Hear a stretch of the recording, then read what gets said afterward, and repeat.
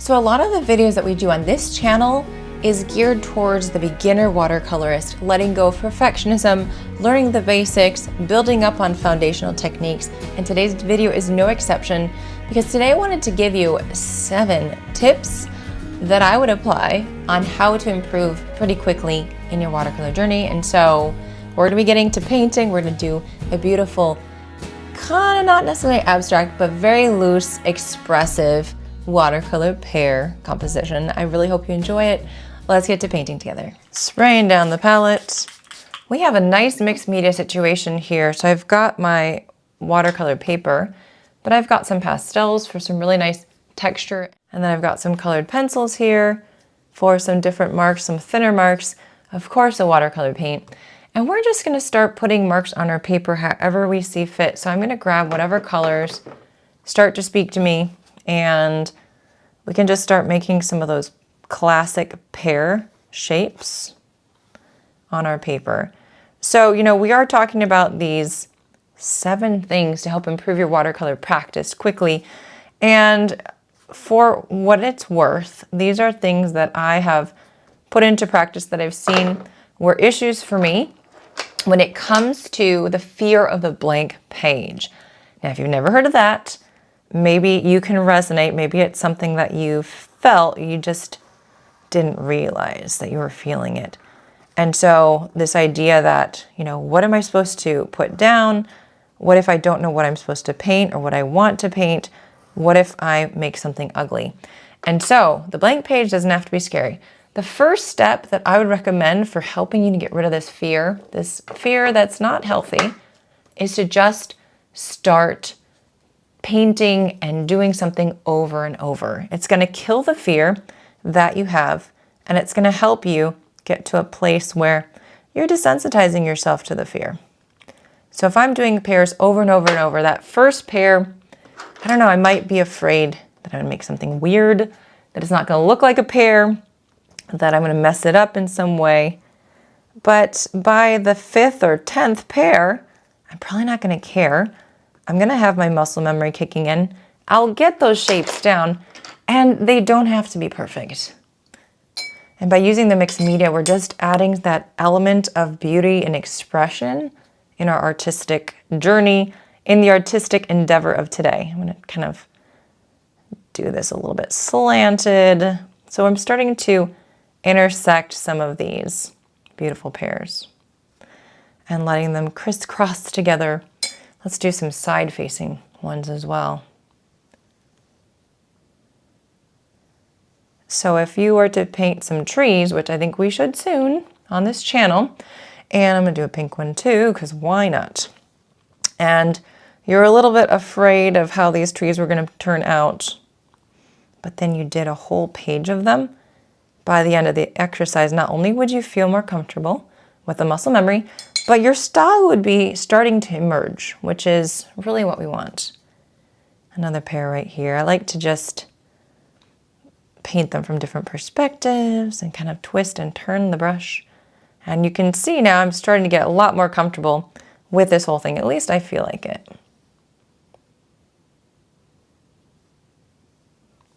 All right, a little stem. Oh, everybody has a stem. Excellent. This is fun. And if you don't have pastels, you can use crayons, you can use markers. The whole point is just to use different types to do the whole mixed media thing, different types of media, and see what you love the most. Let's do one up here too. Fat belly, a little bit skinnier neck. And we can start adding some paint on here too, but I do want a little bit of crisscrossing, so I'm gonna get a purple one here. So the second thing I would say that you need to get rid of, really, to help you learn to improve in your art would just be to set up a daily painting routine. And now I would say it doesn't have to be anything fancy, but what if you could just do 5 minutes a day to allow yourself to have some time to do the art that you're wanting to do. That consistency really helps you to lose a lot of that fear. I'm going to take this semi-large brush. I'm going to just put some marks on the paper and start to fill this in. You know, there's no rhyme or reason to this, and I really certainly want you to have a lot of fun. But I also encourage you to go fast, just to start putting those marks on the paper. And because you have your edges, you really don't have to worry as much. Let's just add water to this, kind of blend it. You don't have to worry about all these details because the details are in the edges and you've already done them. So it's a relief. I'm gonna start just adding in different kind of some lighter versions of things. That's not very light. But some versions of things. This is gonna show through on that one, and I think that's beautiful. Maybe different greens. We can always go darker later. Adding in some yellow.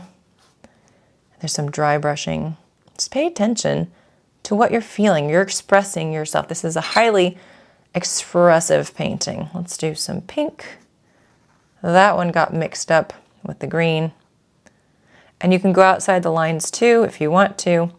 There is no right way to do this. Oh, I made purple. That's beautiful. So, a blue purple.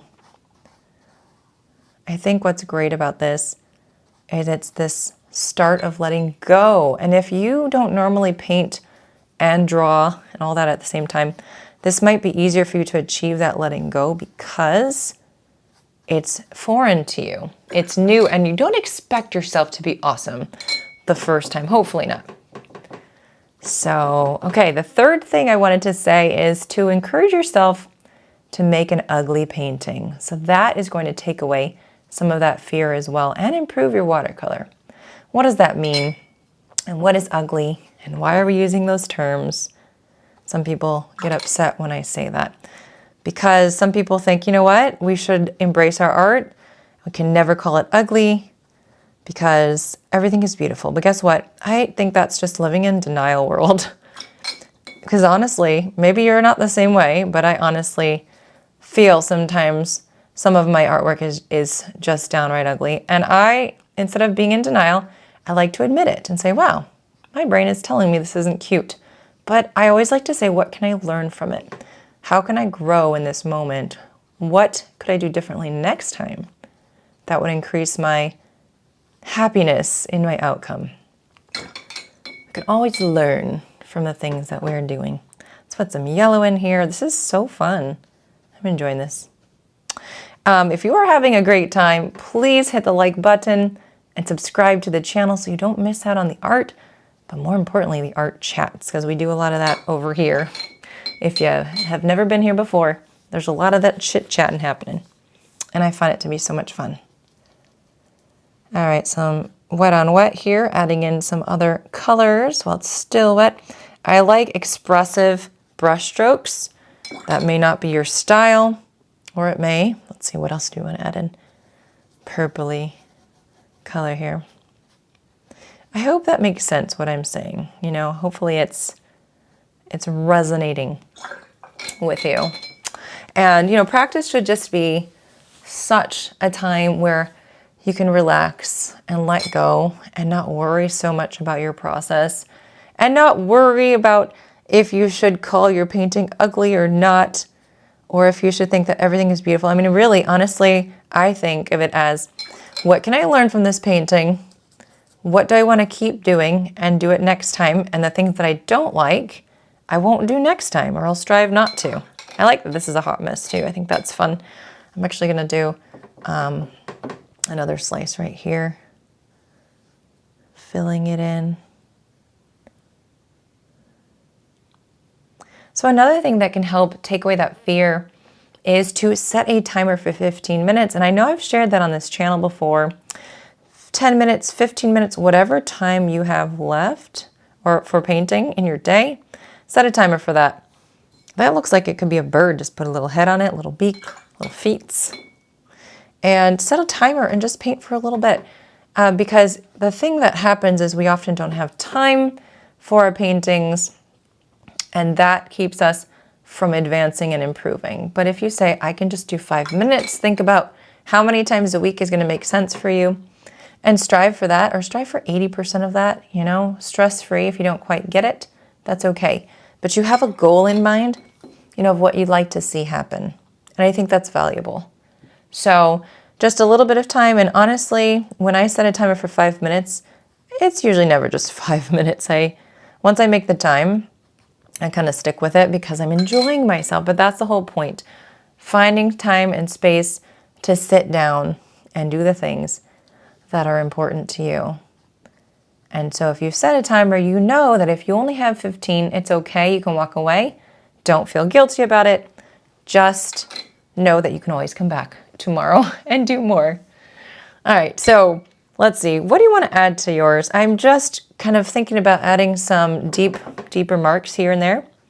Just putting that in wet on wet. If there's something you don't like, you can always outline it. For example, I'm going to take my colored pencil and I'm going to outline some of this outside of the lines. That was already there. I think that's fun. Just playing with the brush strokes, with the pencil lines, with all the fun stuff that you can do. I almost want to make this a bird. It's just so cute. It would be a very cute bird. So another thing that you can do is kind of like we did today. I'm going to take a bigger brush because I'm going to put in some yellow over here and some cool colors over here for seemingly light and shadow. Another thing you can do is to start with a sketch, which is what we're doing. I'm going to put in some yellow here, and I'm actually going to take water to spread it out further. So putting in a sketch like this just gives you that confidence that everything is taken care of. And this was a mixed media project, so it made sense to mention that. But what if you're painting florals?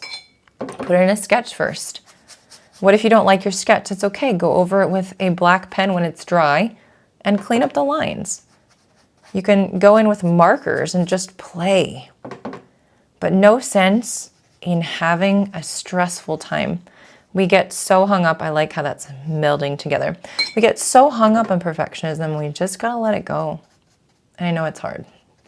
And I talk about it because I struggle with it a ton. So I just want you guys to know that. Also, this is not something I could do much about. This is the second time filming this. I got a lot farther at this point than I did before, but it's still just because my microphone was flipped and everything was garbled. It was so disappointing. But those things happen. I'm gonna put some orange in there too, and some pink, just dab it in.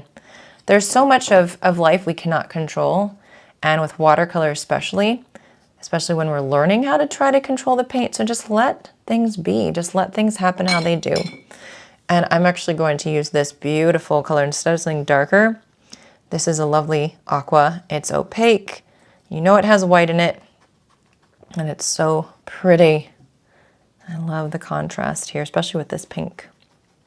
You want another tip? Another tip is to have a practice journal. A practice journal where it's stress-free, where you just sit down and you kind of investigate whatever you're into at the moment. Maybe you're investigating leaves, and so you do a few pages with just watercolor or mixed media leaves, and you just see the style emerge that you love, and then maybe you go further with that. With another painting once you know what you like in your style. It's something you don't have to show anyone, but you could show someone, and it could inspire someone else to have a practice journal just like yours. But kind of like this, where it's a painting where it's just like it's a mashup really of all kinds of things. Play and enjoy and don't be stressed. And know that at the end of the day, you don't have to show anyone that journal if you don't want to. But what invaluable lessons are you learning by practicing? And not just, one leaf, but a whole page or a whole, 2 or 3 pages full. And then, like I said, you'll start to see that style and you'll start to know what you want to keep trying and keep learning. It's just fun. It's so fun. Put on some music, really get into it, and just really feel your feelings. What are you feeling in those moments as you are going through your investigation? Maybe even take a little journal and write what those feelings are. Sometimes I have some strong feelings that come out, especially when I'm listening to music and I'm doing art. And it can be good to just use that as a prompt to kind of write about what's going on for you. Let's do a little seed in here.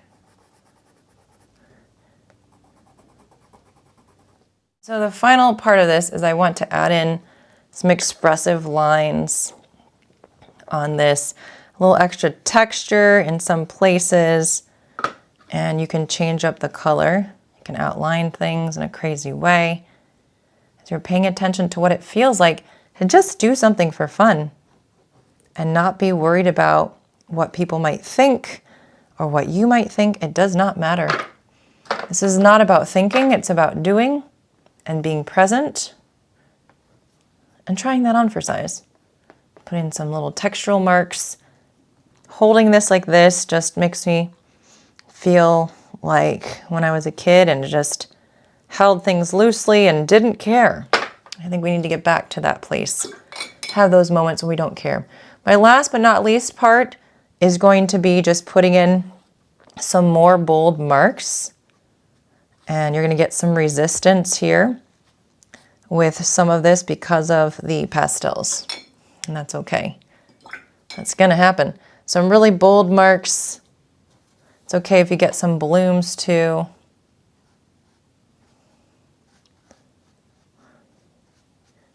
Does it make you feel alive? That's the whole point of all of this. So let me know in the comments what this exercise was like for you. Maybe what you learned about yourself. What were some feelings that came up? I'd love to hear it. I'd love to know how this kind of, felt for you. And encourage you to try this again sometime. If it was valuable, let me know how it was. I love hearing that feedback. I love knowing what you've, learned and kind of how you've utilized it. And look at this bloom that's happening. I think that's pretty cool. I did not plan that, but that is what watercolor does. It does crazy things. I'm gonna get some brown here and add in a little bit of brown right there. The little stems. So much of life is kind of a messy expression of who we are. And people can take it or leave it. I don't have too much to say because I'm just kind of in the moment here. I've already been chatting for a while, but really feel called to this kind of art. I would love to do more of this, especially with buildings, and certainly on my art retreats, this is definitely how we are going to be painting. Not everything like this, but utilizing some of these techniques to really enjoy the mark making and making unique pieces that make our hearts sing. That's the big thing, making your heart sing. So thank you so much for painting with me today, making marks, taking yourself on a different type of journey. I'm gonna do a little splatter.